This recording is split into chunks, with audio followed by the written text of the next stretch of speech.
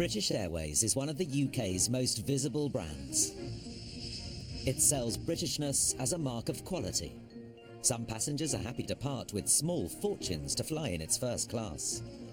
A one-way fare is just over $10,000. But in the last decade, the business has faced financial crisis. Today, more people fly EasyJet than BA. We all fly to the same destinations, so what can we do to stand out? As the airline reaches a turning point, our cameras have been allowed unique access to its inner world. From the top-level decisions... We're not as big in China as we should be, so getting this right is very important. ...to the daily challenges of its global operation. 552 roams back on stand to offload a passenger who's having a panic attack. We've been following some of the airline's 40,000 staff. Do you know what the pressure is on? As they work to meet exacting standards. In this episode, we'll reveal how they train their newest recruits. It is almost like being in the military. If you receive 4 snapshots, your contract may be terminated. Keep their 280 aircraft in the air. At this moment in time, it's broken. And bring the world's biggest passenger plane into service. It's like making history for us, really, isn't it? And I never do anything like that.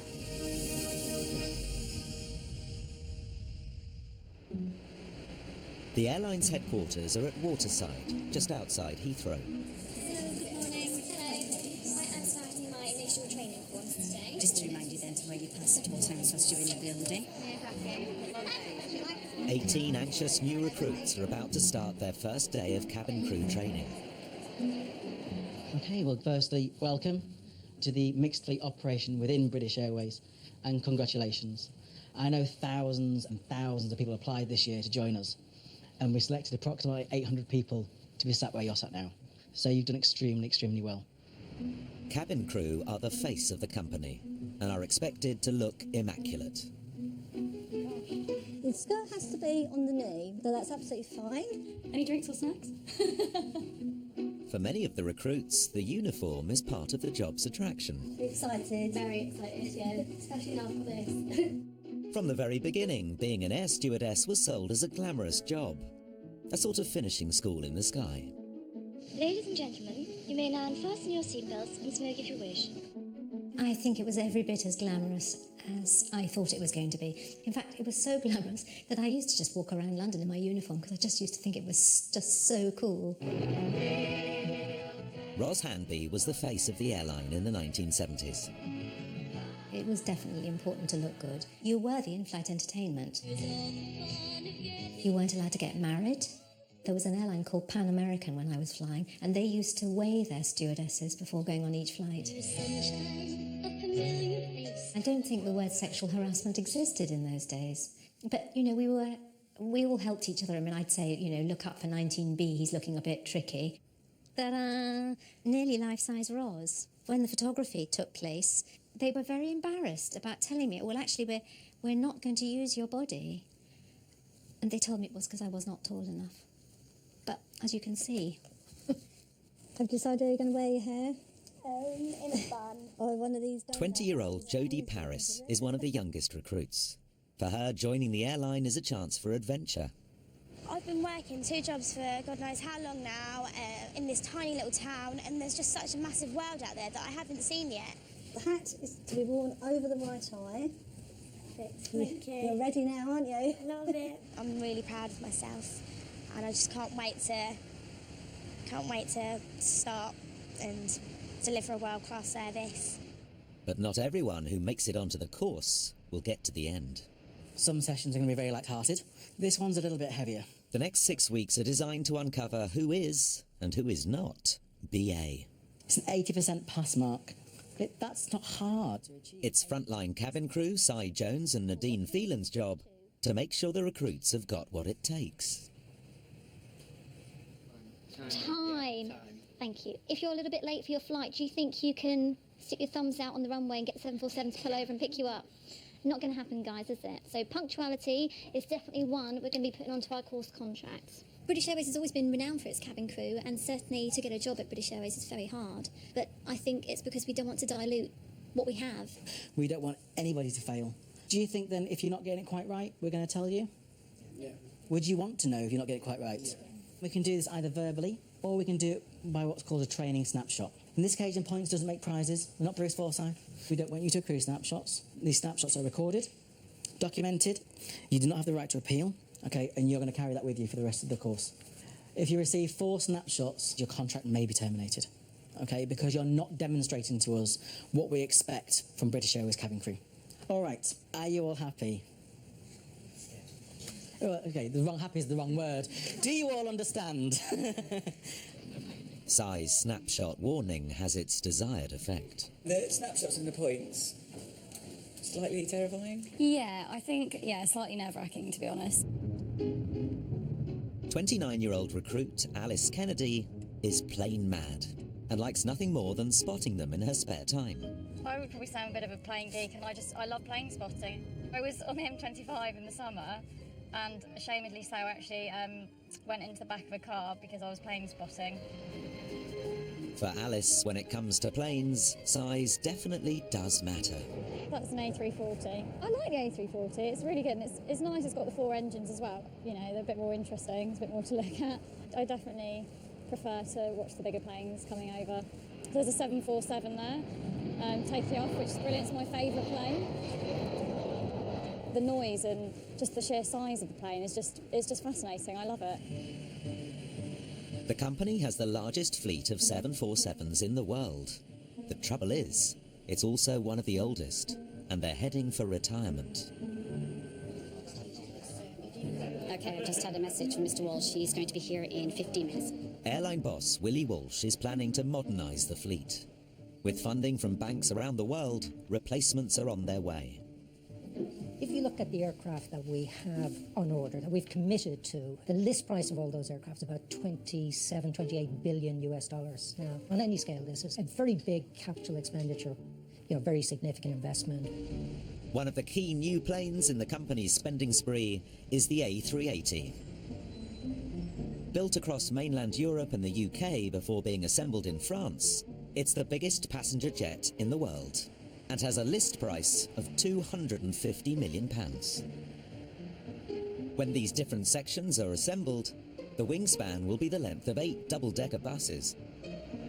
The airline industry is very competitive. The A380 is designed to make us more efficient, reduce our fuel bill, improve our environmental performance, and give us the opportunity to expand our network as well. 6 years in the planning, the company needs to make the most of the A380's arrival. And it's wrapped this press event in the Union Jack to give the air of a national celebration. The brand is masterminded by a Dutchman, Frank van der Post. The Brits are, I think, too reserved to talk about their own strengths. And when I came in, I said, guys, you don't understand what it means to be British, and we should be proud of that. Everybody kind of looks at you and they're like, what's this mad Dutchman all about? But, there's something to celebrate. These aircraft are quite expensive, and I think there's expectations of customers, high expectations, and it's up to us to make sure that we deliver to those expectations. For all the fanfare, many customers have already experienced the A380 at Heathrow. Emirates has a fleet of 39 and has been flying them since 2008. Outstripping its British rival in passenger numbers and encroaching on its luxury territory. Everything you see out the window is British. The wings are British, they're made in North Wales. The engines are British, Rolls-Royce, built in Derbyshire. But more importantly for our passengers, it's a beautiful aeroplane to travel in. Persuading people to spend more to fly has always been critical to the business's profits. So this, I think, is the killer cabin. I think this is the one that's going to make BA lots of money. This is Traveller Plus, got a slightly larger HD screen than we have in the economy cabins. The innovators of premium economy, their business and first class tickets account for only 14% of passengers, but can bring in as much as 45% of revenue.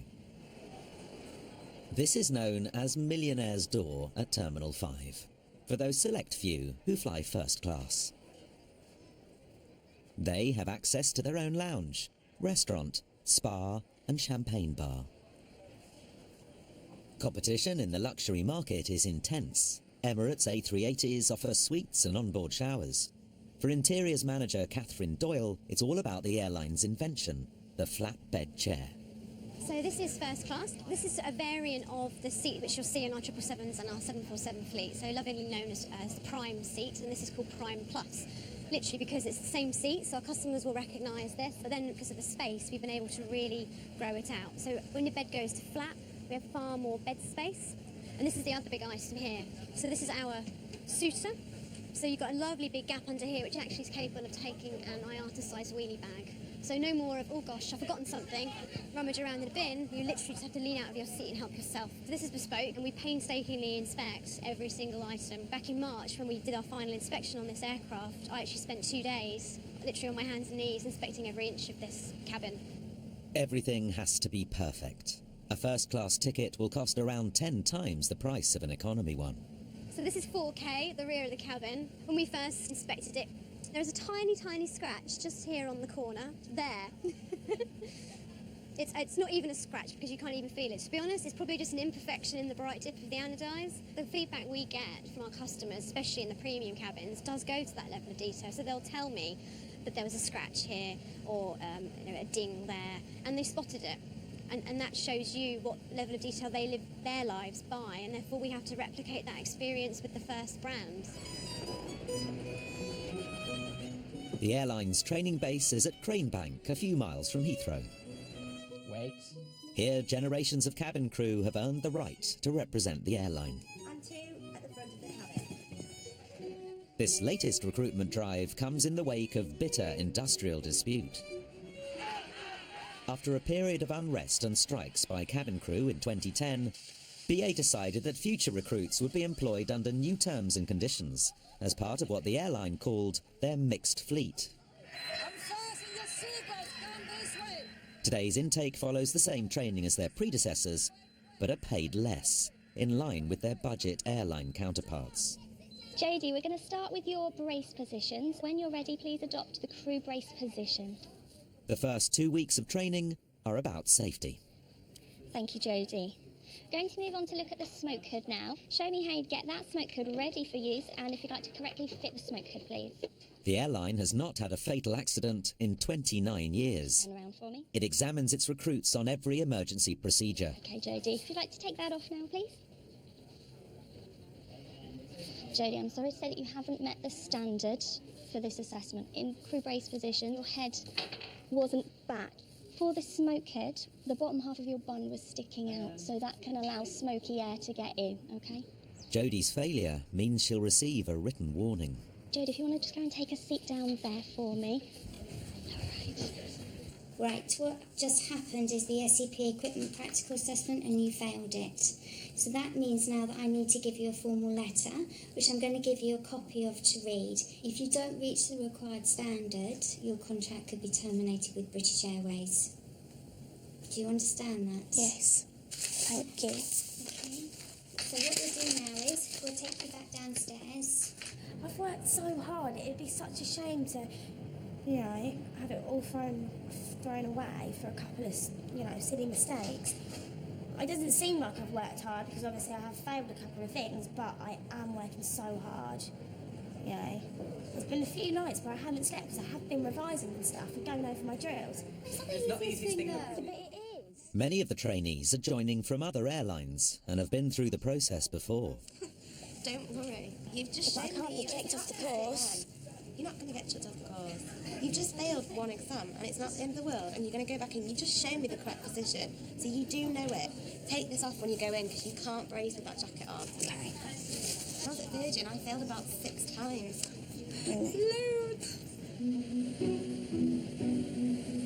At Terminal 5, Heathrow, it's the first big outing for the company's new plane.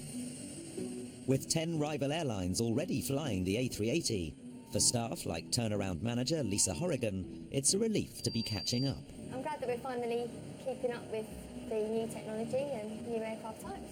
It's started making history for us, really, isn't it? And I never do anything like that. The airline's first fully trained A380 pilot is Captain James Basnett. Before every flight, we have a good look around the aeroplane to make sure the hatches are closed, make sure all the engines are in good condition, everything that is really sort of a normal pilot would do on however big a plane, whether it's a tiny Cessna or an aircraft this size. It takes 22 cabin crew to run a plane this big. Okay, down with the pre-boards, please. Straight across into Please ensure that all electronic devices, including mobile telephones, are now switched off. Shall I take you up to the front door? Please. Perfect. Show me the way. Sarah, would you mind just watching that door while it's open? Thank you. Last person on board is Frank, here to launch proceedings.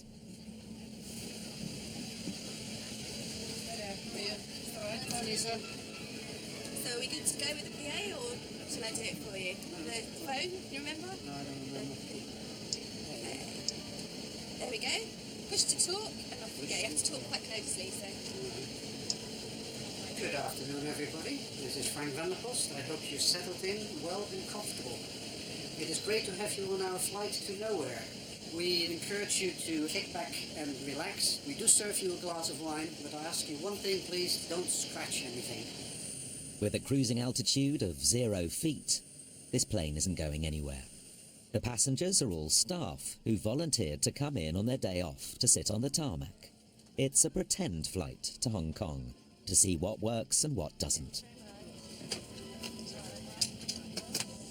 The drinks were coming from the World Traveller Galley, which meant crew had to walk through the World Traveller cabin into World Traveller Plus. And when you've got a heavy flow of customer traffic, that can be quite challenging. I think it's a nice customer enhancement, but we just need to try and make it work. A couple of miles away on a mock-up plane in Cranebank, trainee cabin crew Patrick Flynn and Alice are investigating a possible fire in the toilets. Okay, just push the door very slowly. No, I don't need that now. There's no smoke. Okay. I mean, there's no fire, sorry, no flame. You checked anything? Okay, so there are still flames, Patrick. You want to use the VCF? Excellent. What have you found, Patrick? Okay, so you found matches. Excellent. Okay, I'll go and report back to the captain. Just bear with me. The trainers think that they found a new star. Yeah, that was just so long in that hood.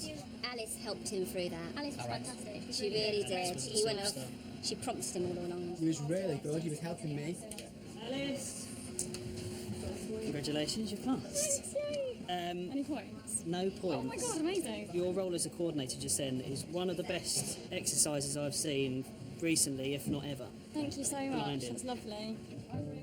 Former call centre worker Patrick is equally determined to excel.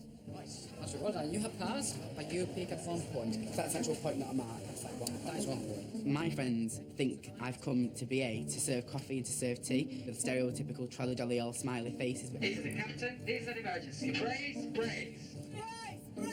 But I think BA cabin crew are the best crew in the world. It's the service that they give and it's the way that they deliver the service. Patrick leaving from door 2 right. Jodie leaving door 2 left. And I think because of that, I'm feeling more apprehensive. But I just got to try not let it get to me. Lean forward. I know I can do this job and I know I can pass this course. Is that everything? That was not very good, that. No problem. At Terminal 5, the flight to nowhere is in its 4th hour. No, it's not landed yet. So we're just waiting for it to come on stand, or land and then come on stand. So pretend an aircraft's not there when it is, then yeah, it's a little bit weird. In economy, they finished eating and are watching movies. In business and first class, the fine wine and dining takes a little longer. We have a Chablais, which is a Chardonnay, which is perfect for the sea bass today. We also have a Pinot Gris, which is Australian, and it's best with spicy foods. In charge of delivering a gourmet tasting menu for the A380's elite customer is chef Mark Tazioli. That's it. It's a difficult task when the food has to be ready-made and reheated at 30,000 feet. It's not going to take them long to eat the soup, Yeah, right? and you want it to be And fresh. a little bit of time between the course. Okay. Should work out all right.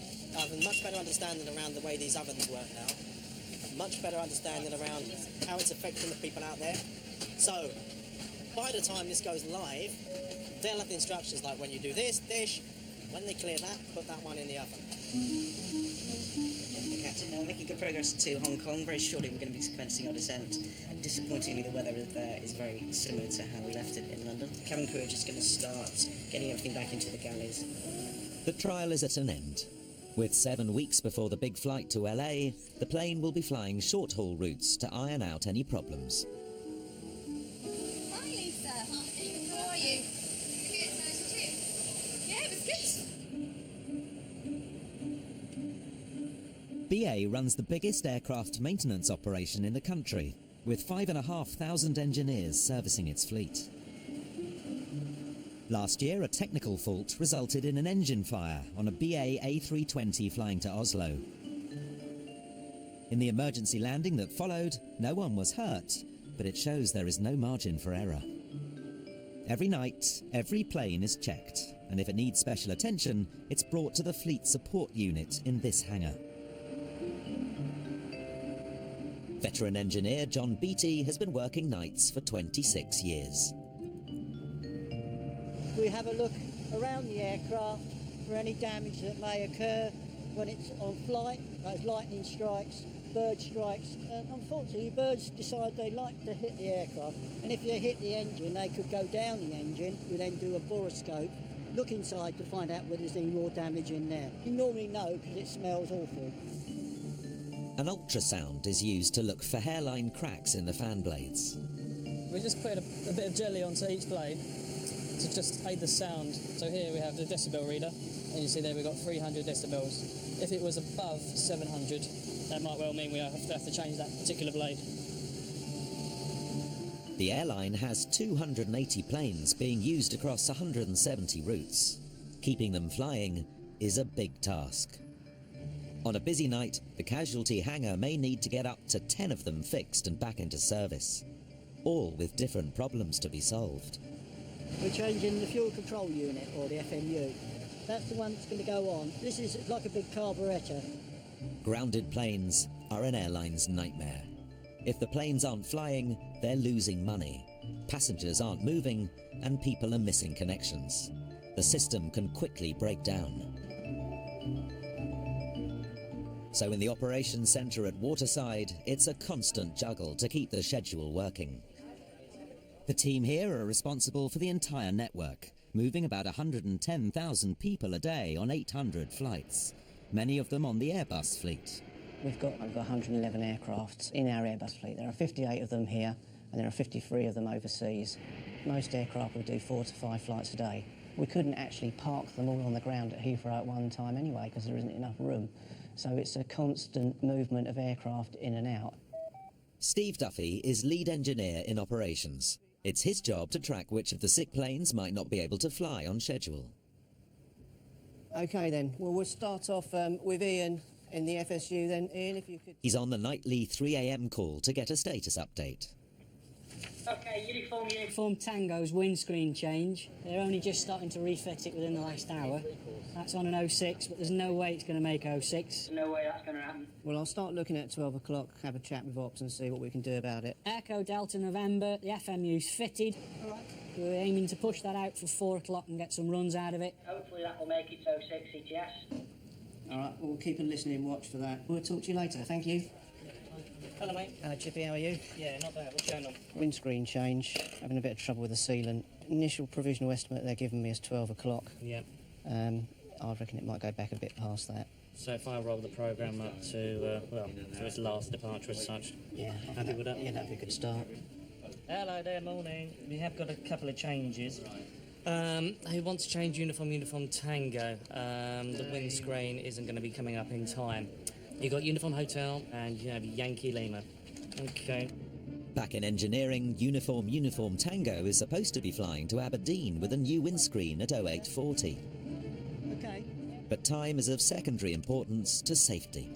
The windscreen has been fitted, but they had a problem. The gaps around the outside of the windscreen were not quite right. That's just gone backwards probably half an hour. It's not an easy job because of the pressure of the aircraft and the pressurisation. There is actually a lot of force on that windscreen, and if it's not in the right place, and if that screen fails, the consequences are catastrophic. They had a windscreen years ago that was fitted with incorrect screws, and the windscreen exited the aircraft, and the pilot was hanging out, and his head and his arms were flailing down the fuselage at how many thousand feet. The other pilot flying the aircraft had to deal with holding his colleague in place and flying and landing the aircraft. And that was a very, very stressful and dangerous situation for the flight crew. So, that's the usual. Look down for me. For new recruit Jodie, nightly maintenance has a different meaning. Cabin crew are required to look immaculate at all times. So, when do you get your uniform? I'm getting it tomorrow. I had my uniform fitting, like, I think about a month ago. Yeah. We've got to have... Have you got to buy the shoes? Or yeah, we've got to buy them. We've got to have, like, loafer shoes for the service and then actual heels, like, walking to and from work. How do they expect you to be presented? They like you to... I think they like you to wear quite a bit of makeup. Like, it says the minimum makeup that you should be wearing is lipstick and blusher. So what motivated you into... Look down? Taking a job with BA? I was on the beach in Ibiza and I was sunbathing with my friends and this bottle was at my feet. I picked it up to put it in the bin and I've noticed that there was a message inside the bottle. Really? So I opened it and I'd seen like this essay, like pages and pages of writing. I was like, oh my God, what is this? And then I started reading it when I got back to the hotel and it was from this guy and he was just explaining about all these different countries that he'd been to and why he'd been to them and all this crazy stuff that had happened. Okay. True. Is that true? Yeah. Really? I've got the letter at home. Have you? Yeah. He didn't leave any like contact details or anything. Come here. With exams every day, the recruits also have to study every night. For Alice, it's been more than she expected. It is quite all-encompassing, I think. I actually had a dream about a plane crash the other night, which was awful. I think there are a lot of misconceptions out there about being cabin crew. I knew it was going to be hard, and I've always been fully aware of what they've done, but there are so many other areas that I hadn't realised that we'd be doing, and it has been hard because there's just so much to remember. So I think in that sense, it has been harder than I thought it was going to be. Because Heathrow is in such a densely populated area, noise pollution is always an issue. The last scheduled flights land before midnight. But the fleet support unit still need to do an engine test on Echo Delta November, which is due to fly to Tel Aviv at 8:10. Going on 1. Give us a call when you're ready. It has to be done in a ground run pen, with a special acoustic lining to muffle the sound. It's already 4:30, and the team are having problems installing the new fuel metering unit. We've got a little leak. Now, it may be that when we put it together, we might have pinched the seal, maybe, or it's just a little, we just nipped it up, and it may or may not cure it. We don't know yet. They think they've got a fuel leak on the run. Okay. So they just open the cows to have a look at it. Well, I mean, obviously we're just going to have to roll up at the moment, and yeah, literally just roll the whole pack up. With each aircraft allocated a route, the scheduler has to move the sick plane as far back in the morning schedule as possible, in the hope that the extra time will be enough to bring it online. So I'm just basically creating a what-if situation, so worst comes to the worst, we can literally stretch it back to 11 o'clock. That'll be the next departure, which will be at Tel Aviv then. Right, I'll just give that a little couple of minutes to say, and then I'll shut it down again, okay?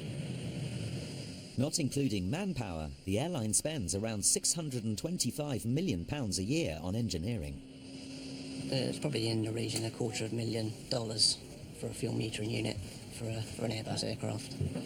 I think if you do the sort of work that we do, you tend to be isolated from the real costs because it is so vast. You know, one fuel unit is as much as your house, that you tend not to think about it in the same terms as everybody else. But I think we recognise that there is a vast cost to maintaining aircraft. With the flight schedule starting in under an hour, the news for Echo Delta November is not good. Is that exactly the same place? Okay, all right. If it's coming from exactly the same place, then we might have to just go for another seal there. All right, here we go. I'm not sure how long it's going to take, but at this moment in time, it's broken. Okay, thanks then. Chippy, you're going to have to do a swap with the Beirut. Needs to come back in to take the fuel unit off again. Even with 100 Airbuses in the fleet, it's not just as simple as swapping an aircraft. Because it's the M6 fleet, it's running out of Terminal 1. The 321 Airbus fleet down there is very specific. Reason being is because we offer a flatbed service to our passengers, so it's a very specific seating. The thing could happen is at 9 o'clock, is that if Echo Delta November doesn't come up, then we could go into problems. Although there are 2 aircraft still being worked on, the team's juggling has meant they start the morning with only 1 half-hour delay. Driving into Cranebank at dawn, Jodie is painfully aware of how important it is to stay on schedule. I've never ever got up this early in my life. Never. This is torture. Just 2 weeks into the course, the new recruits already know what flights await them. I think I'm going to Paris, and then I've got Nairobi after Christmas, and I'll get to like play with the animals, which will be lovely. But I don't know, it might be dangerous, so I might have to just stay in the hotel and sip on pina coladas. Morning, everybody. How are we all? On today's agenda, medical training. Your lungs and liver might come out as well. So we'll do as we did yesterday. Listen, we'll do as we did yesterday and go around the... For Jodie, the studying is paying off. Jodie, number 4, you are assisting a healthcare professional who needs to insert a catheter, lovely day you're having, from someone suffering from urine retention. You need 2. What would you need to do, Jodie? Is it B? Peel back the sterile packaging of the catheter, add some tepid water to activate the dry gel solution, and it's ready for use. Exactly. But there's no multiple choice answer on how to deal with the dead. This is a very grey subject, isn't it? Because it's on the day. Right, okay. The main thing is you cannot block a door, No. you cannot put a dead passenger in a toilet, it's not respectful, and also they are not strapped in for landing. If they slid off the toilet, which could easily happen when you land, they will end up on the floor and they have to take the aircraft apart to get that person out. And it's, can you imagine putting somebody on an aircraft toilet? It's not. No. So in nice, easy world, which somebody dying on an aircraft isn't, you put them back in their seats. I know crew that have had to sit next to somebody that's passed away for the rest of the flight, and it's all of this is such a horrible topic. Could you make them maybe look like they're asleep, put a blanket over them, We secure used them to in? do many years ago, you know, give them a vodka and tonic, a Daily Mail, and a eye shades, and they'd be like, yeah, they're fine. Blend We'd them have in. to literally, you would put them in and cover them with a blanket up to here. To be honest, please don't think that when you first go online, you're going to have a death, a birth, a fire, a decompression, and then you're going to ditch on the way back home. In the afternoon, the trainees head to the simulator to work on their resuscitation skills.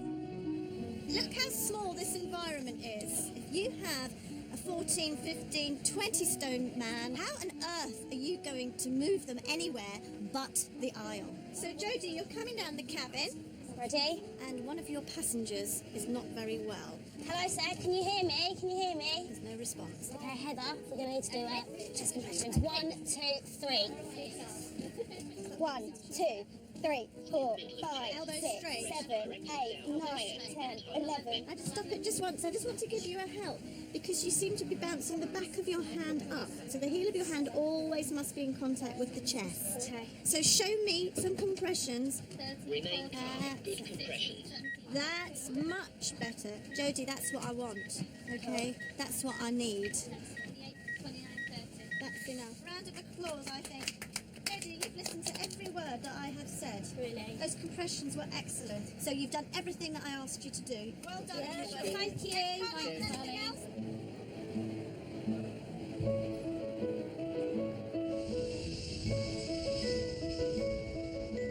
Yeah, it's a nice place to work. For most people, plain food means plastic trays and stodgy dishes. But in the early days, food was about creating the perception of comfort, even luxury, at altitude. To this young passenger, there must be a special magic about lunch being served so high above the clouds. So is everybody clear about what we're doing? Yeah. Trying to recreate that sense of magic is chef Mark Tazioli. Then we're going to go with the braised pork belly and cheek. He's working with the airline's catering company on a tasting menu for the A380. Playing the role of first-class passenger is customer service manager Toby Thompson. Oh, do me a favour. Can you time it? I don't want it to be too quick. You know, you can't have 5 courses like wham. Well, from your point of view, I want to know how comfortable it felt. Yeah. Serving him is Sarah Louie. In 3 weeks' time, she'll be supervising the food on the flight. It's our lobster dish. So it's lobster on a shisha dressing with mango. Clean taste. Flavour's really good. Yeah. Better than I thought it would be, actually. All the hot dishes are reheated in the A380 steam ovens. Working out the timing is key. He's finished that course already, and we've still got another 12 minutes to go. So realistically, if he ain't that quick. Well, let's see how long the whole service takes. Okay. So we have the beef puree. Truffle sauce and asparagus. Very nice. It is lovely, enjoy. Thank you. But for all the poached lobster and seared scallops, the chefs know it's not just about taste. Let's face it, flying a long haul can be a little bit boring when you're sitting there. You know, when you get your food, it's in front of you, and it's one of the only things you've really got to concentrate on. So actually, people can be they've got the time to be quite critical. The braised pork cheek, the pork belly, the heritage carrots. Where's our specs? I don't think we got enough sauce in it. Yep. Yeah?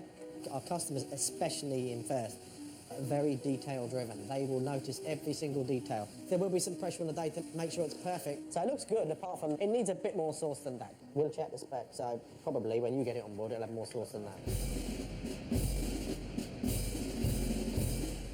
With safety and medical training done, now the new recruits must learn what it is to be the face of the airline. Oh no, I have bought spare pair. Oh, already? Oh my god. During customer service training, they're required to meet uniform standards at all times. Nothing's moving that today. Lovely, thank you very much. Ladies and gentlemen, are we happy to begin? Layla. If you've got a handbag on one shoulder and then your bag on the other shoulder, you're all going to be ruffled and your shoulder pads are going to come up. It's all right. It's all right. The way you start. Yeah, put it round, and it just fell down now. Somebody nearly said something in the canteen, so I was like, it's my first day, don't worry, I'm going to get told now how to put it on. Are we all happy? Good morning. Constant self-scrutiny is demanded of all BA cabin crew. The new recruits are shown their imperfections Step forward. Oh, right. with the help of some special mirrors. Are you looking the part? The magic mirrors, they are mirrors essentially, but when you approach the mirror, you will see a member of our staff wearing their uniform to the correct standard, and it's something that delegates can model themselves against. You're looking very baggy at the front there. I would perhaps suggest that some are a little bit overwhelmed by how much their uniform is going to be looked at every single step of the journey, but you know, there's no room for ambiguity and they're all well informed. It could be 9 o'clock in the morning, 4 o'clock in the afternoon. Your hair and makeup must look immaculate. This isn't amnesty today, and we won't snapshot you today, but if the behaviour continues, then obviously from here on in, it's a snapshot. If the recruits stray from the required uniform standards, they could be off the course. The trainers must reinforce just how critical it is to meet expectations, especially when it comes to premier customers. Everybody's got aircrafts made by Boeing or Airbus. We all fly to the same destinations and we've all got flatbeds. So what can we do to stand out? The service, and that all comes down to you guys. Now let's talk money. So say we're going to Los Angeles, that's a 10.5-hour flight. How much do you think a Club World ticket is? For fully flexible, 9,500. John just hit the nail on the head. What did you just say, John? You want your money's worth. Exactly. With a smile, in the premium way. You're going to be expecting the very best. £9,500 return to LA for 10.5 hours. For me, it's like the other half live. That's nearly my entire year's wages. It's just so crazy. I can't believe someone paying that much. Like, it makes me feel really worried. I'm actually really worried. Like, I'm actually scared. They must expect so much if they're paying £9,000 for a flight. Like, that's just crazy, isn't it? At Heathrow, there are no free tickets to fly, although in engineering they do sometimes find the odd stowaway. We did have an incident where somebody had tried to stow away on board the aeroplane, but fortunately he didn't realise it was coming over here, and of course when we opened an undercarriage door to do a check, he fell out. What would have happened if he flown? He would have died. It's minus 56 or more, plus you haven't got the oxygen in there, so you will die. I think we need to ask them to come and re-hoover this bit of the carpet though. Okay. So that if we just raise that one as a generic for the whole cabin, then we know that they'll sweep through. Yeah, I'll just check those outboard bins. It's the night before the A380's inaugural flight to Los Angeles, and for detail-obsessed Catherine, it's time for another check. We're just really making sure that the finish is exactly as it was on the delivery. Was there anything picked up on this one at all? Yes, so there was some scratch marks on the suitor door, which you just passed. Perfect. Our job is just to make sure she's looking tip-top condition. You might damage it on the way in from, say, LA, or the next person that gets in your suite on the next flight would never know. That's our aim going forwards. Whether in the first-class cabin or in economy, the airline needs the A380 to be a success. With Heathrow slots full, they can't put on any more flights. The only way to increase passenger numbers is to have bigger planes. Is that right? Why can you only see that bit of your photos, but you can see the whole Because plane? I put it slightly higher. So should I put mine higher? The end of training is in sight for the new recruits. Nerves are on edge, especially for those with snapshots. If a trainee accumulates 4, it means they're off the course. Patrick, we obviously need to get him in before we start the next session. Susan, do you mind staying in the room as a witness? No, of course I won't. Okay. Hi, Patrick, take a seat. Patrick has landed his 3rd snapshot for not remembering the seat configurations on the long-haul aircraft. Seat lettering across a row of World Traveller seats. It's 343, and you put 242. And then just one more. You've got that door wrong. You've got them inboard and not outboard. Right. All right. Right, okay. Well, that's not okay, but I don't know what I can do. I don't know what I can do about it.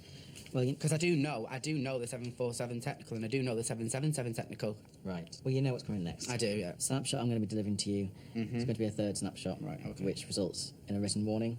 We can't afford to get another snapshot now. No, I can't. Because that would be 4 snapshots, and you know the limit is 4. Yeah. All right. So I just want to stress the importance to you. Our expectations are that you don't get any more snapshots. It is very, very strict. I didn't expect it to be so strict, but if I get another snapshot, then that would be pretty much it. Then that means I've got nothing. I don't even want to think about that, because I've got no job. I've given up my job to be here. I've saved up like literally thousands of pounds to be here. So if that ever happened, touch wood, it never would. I don't even know what I'd do.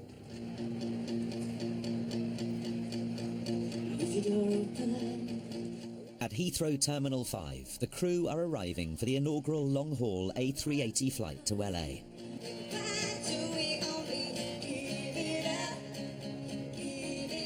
And for the big send-off to Hollywood, the airline has booked Melanie C. and X Factor winner Matt Cardle.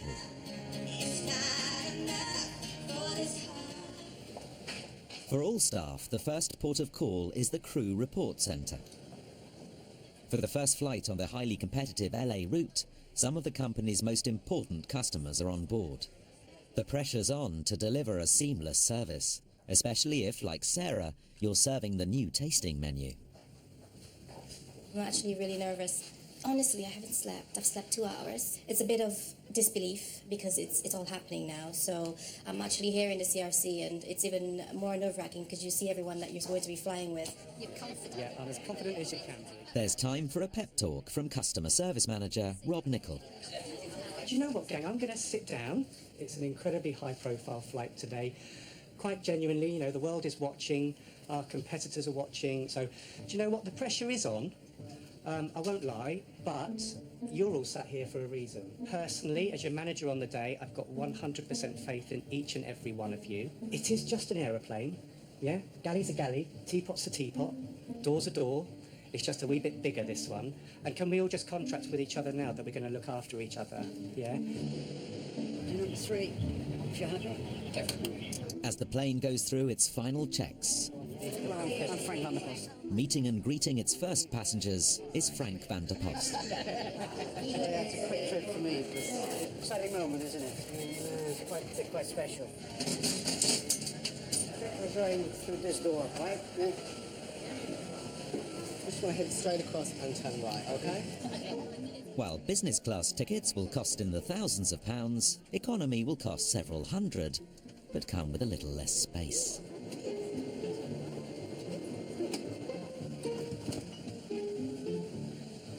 Let's go. 6 years after it was first ordered, the airline's A380 is finally on its way to Hollywood.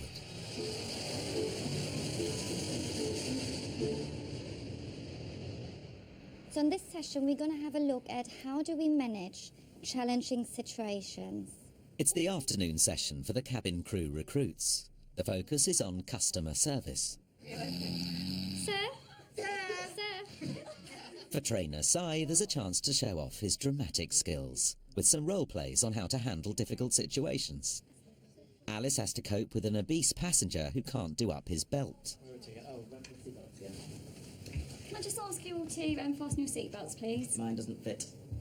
Right, okay. I'll go and get you an extension seatbelt and we can attach No. Okay, well, we do need to make sure your seatbelts are fastened. You've got a blanket so I can put over top of it then? I'm afraid we do need to make sure that seatbelts are visible at all times. What did she say? Needs to be visible at all times. Needs to be visible at all times. And again, it's that assertive behaviour that we want to see when you are challenged by a customer. We want to see you actually doing things like that. Really well done, Alice. Jodie is tasked with communicating with a French woman. Excuse me. Bonjour. Bonjour. Would you be able to... Je ne comprends pas d'anglais. That's why I tried as well. What's she speaking? If you don't speak the language, please don't try to think you sound French. Think of how you'd feel. First and foremost, you'd be a little bit insulted. Please don't try to do it with another accent. Mr. Johnson, here's your seat. Okay, so you're just right on the edge still. Already on 2 snapshots, Jodie is struggling with the role-play scenarios. Right. Where's your trolley? Hello, sir. Can I get you something to drink? Yeah, I'll have a red one, please. A red wine. Just in front, this customer is visually impaired. Remember that booklet we gave you on day one? It tells you how to talk to our customers who are visually impaired, describing where you're placing things on the tray table. Imagine a clock. So talk about, you're going to place it in the 6 o'clock position. I'm going to place your mine in the... Sorry. Okay. Yeah. Lovely, thank you. Enjoy. Thank you. It's fantastic. With the instructors watching closely, the pressure is on for the tea service. Here's your cup of tea, sir. Would you like any sugar or sweetener in it? Sure. Explain where you put it. So think about it. Clock face, the 12 o'clock position. The teapot's in the 12 o'clock position. Why are you laughing? Please. That's my fault, sorry. Jodie, just to let The you know cup if of I tea could in the get 12 through. o'clock position for you, okay? And you've got a little chocolate just left of it, okay? Jodie, I'm just going to finish off the coffee service. Just need to squeeze past, okay? Thank you. Thinking it through, which is what I want to see. I'm trying to coach you through it. Alright, and this is all alien to you, but don't get upset, because you look like you're about to burst into tears. Alright? It's all about teamwork, communicate. And this is for everybody, okay? It's really important to go away and read that booklet I gave you on additional needs customers. Are you trying not to laugh? Oh, that's good then. What about? Yeah, but he thinks I was crying, so that's even better. Yeah, that's better. He was like, Jodie, don't get upset. Jodie's performance lands her 3rd snapshot. Basically, I couldn't take the fact that my friends were acting differently. I don't know, it just made me laugh. So I didn't stay focused. When I was serving them, I found it slightly funny, but, you know, I just wish that I stayed focused, because at the end of the day, they weren't being assessed, I was. So I just accepted the snapshot and just said, I'm sorry. So are you worried? Yeah, of course. Really worried, like, imagine now I have a ladder in my tights, I've got a little bit of hair sticking out, that's a snapshot. So it could be something so small that could get me kicked off the course. I've just got I've got to watch my back, like, 24/7, because any little thing could jeopardise all this hard work and, you know, all these sleepless nights, you know.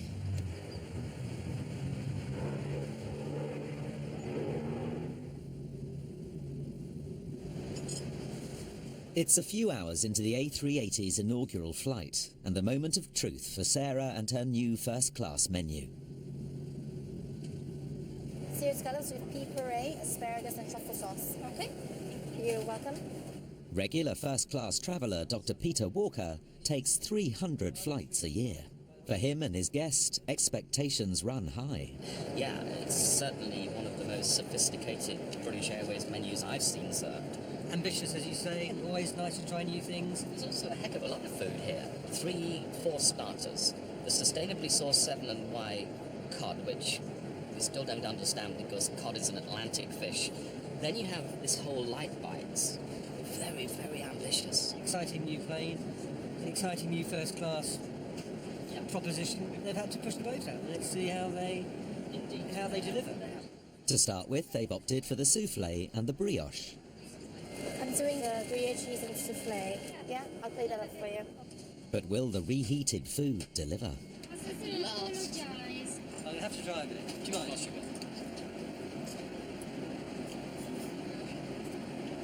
They've been overly optimistic to think that they can deliver the soufflé. I think that's... Put that into a word, I'd say it's a disaster. The only thing I can taste in that are the little seeds. Whatever that seed is, it's a kind of thing, so it's overbearing. Gruyere cheese with whole grain mustard souffle with autumn vegetable salad. You have this experience in your mind of what might come, and then you have that. Visually, it's disappointing. How's yours? The parfait itself delivers an acceptable flavour. It's good. It's light, as a parfait should be. The brioche is where this is disappointing. Brioche should be crispy on the outside, soft on the inside, and it's just solid all the way through. It's like one of those toasts you buy in a French supermarket. Very disappointed. Rising to the challenge of first-class expectations is never simple. I don't believe it's over-ambitious because it's what our customers have been asking us for a long time, which is why we're doing it. I think over-ambitious, no. Teething problems, yes. But Frank is staying positive. Very well cooked. Nice and moist. Yeah, so far so good. There's a second meal service coming. Yep. You've got to make tea next. Yeah, they're all sleeping now. Who knows, they wake up cranky, I don't know. Back at Crane Bank, there's some bad news. One of the recruits has been given their fourth and final snapshot. Guys, welcome back from your lunch. As you probably noticed, there's one team member missing. Patrick, unfortunately, won't be joining us for the remainder of this course. Now, I know it's a very difficult piece of information for you to digest now, but we had to make that decision. We are here, of course, to support you, so we will respect and wait for you and how much time you need. Would you all like a moment? Okay. So we'll be here, so do come back. You think that it's always a possibility, but you never think that it will actually happen. He was such a big character, so I think people have been really sad and a bit puzzled. It is quite hard because you don't really want to see anybody off the course, but this is the process and this is what we do at British Airways. This is the way that we do it. Do they get a chance to say goodbye to their...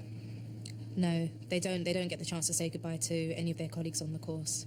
So a trainer would go in and collect the belongings of the delegate that's being terminated. I'm absolutely gutted. I think it would have been an asset for British Airways to have Patrick on board. I knew him to be reliable. I knew him to be hard-working. These things happen. His fourth snapshot was issued on the basis of being 2 minutes late to class. It is almost like being in the military. So, I mean, the trainers tend to say, obviously, that, you can't be late for a flight. Absolutely, on-time performance is key, but that's why we have airport standbys, is it not? They've already got that mitigation process in place, and to put so much time and effort, as Patrick did. Step off when you're ready, Lee. He gave up a job, it's coming up close to Christmas, relocated, he'd already waited over a year for a position, to have put his all into and to have his dream snapped away from him. It's just gotten to have something like that just took away from me over silly little things. The hiring of a younger, cheaper cabin crew to serve its new fleet has been a big strategic success for the company. With thousands of eager applicants, the airline can afford to be strict. You are presenting British Airways. You're an ambassador for British Airways.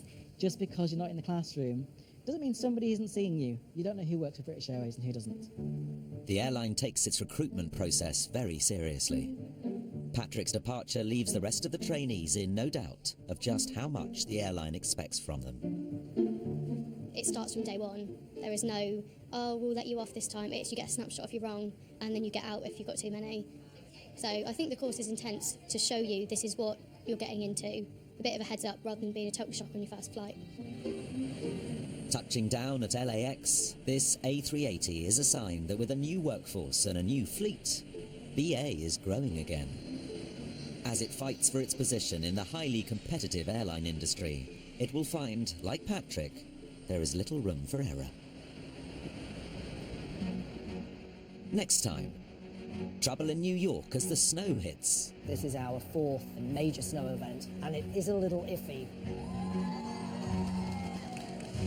It's pandemonium when the airline opens a new route to China. Currently the systems are down. We're trying to resolve it. And on 3 snapshots, will Jodie make it to graduation?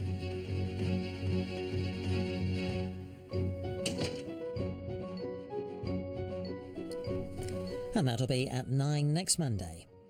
Next tonight, the Culture Show meets the author